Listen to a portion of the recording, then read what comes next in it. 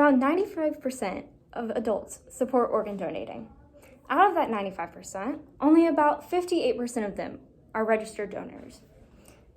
Today, I will discuss what organ donation is, the history behind it, and what the future of organ donation looks like. I myself am a registered organ donor. You can see it on your license once you get registered. Then during my first 3 years of high school, I took biology, anatomy and physiology, and AP biology. During these 3 classes, we went over what organ donation is. This allowed me to extensively study and learn about it. Like many after they passed their permit test, I got asked whether or not I wanted to be an organ donor, and I chose to register. So what I'd like to start off with today is to answer a question.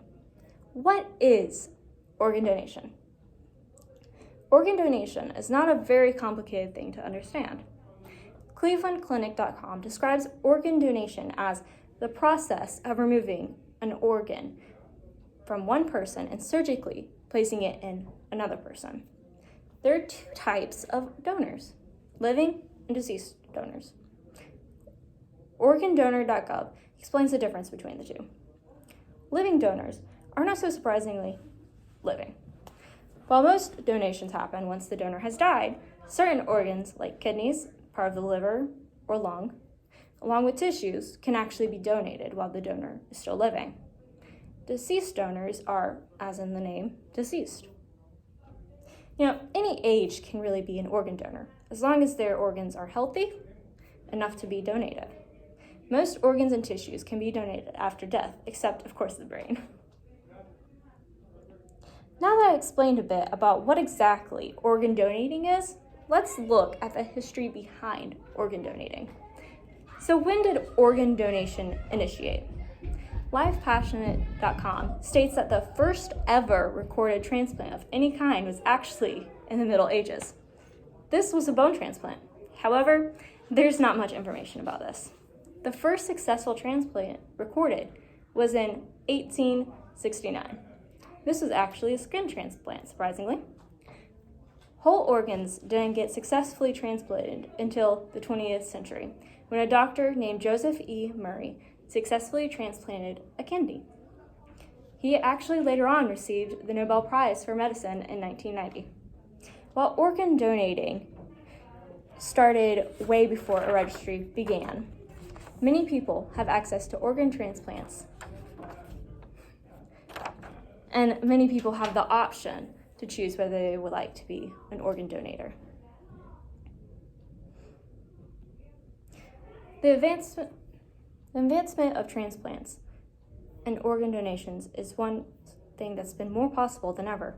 3D printing isn't just an advancement in manufacturing. Scientists have discovered that they think they can make 3D printed organs and bring them to market within the next 5 years. This was stated by Jonathan Shaber from TechCrunch.com. This would mean that donors would no longer be needed in most cases. And one major advancement that has recently been discovered is that people no longer need to get skin grafts. Instead, they can spray on skin cells with a spray gun. MedicalExpress.com said this. While this isn't very accessible yet, they are working on ways to make it more affordable and easier for people to use. Now that you know a little bit about what organ donation is, the history behind it, and the future of it, let's summarize it.